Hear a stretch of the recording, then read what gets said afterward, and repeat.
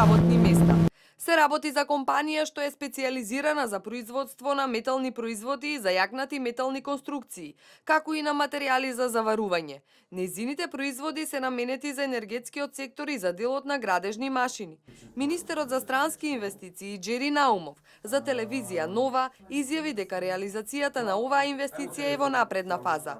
Компанијата на јавен повик купила градежно неизградено земјиште во индустријската зона Жабени со вкупна површина од 45.000 квадратни метри.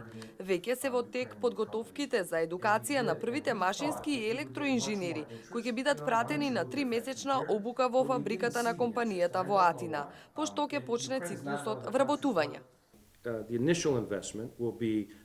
Компанијата веќе ги има изработено плановите за Македонија. Во првата фаза вложува 5 милиони евра, за потоа вкупната инвестиција да достигне 12 милиони. Бројот на вработени се проектира на 600.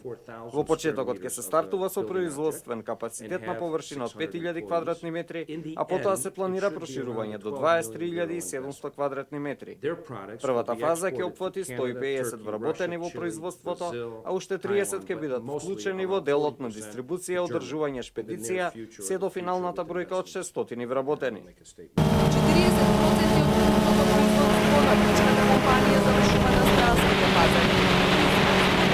Ова исто така биде наменето за исток. Наумов вели дека повеќе фактори биле клучни компанијата да инвестира во земјава. Повеќе фактори биле клучни за влезот на Цера Метал во земјава. Од менаџментот на компанијата велат дека пресудни биле поволната бизнис клима и инфраструктурната поврзаност со матичната земја, ниските оперативни трошоци за работа, квалитетната и образованата работна сила.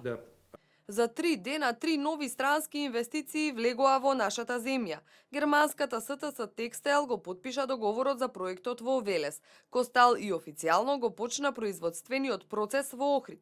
Заклучно со оваа компанија, купно ќе се отворат повеќе од 2500 работни места. Наумов вели дека владиниот тим продолжува со напорите за привлекување странски инвестиции, а наскоро ќе се објават и нови компании кои донеле одлука да го прошират својот бизнис во земјава.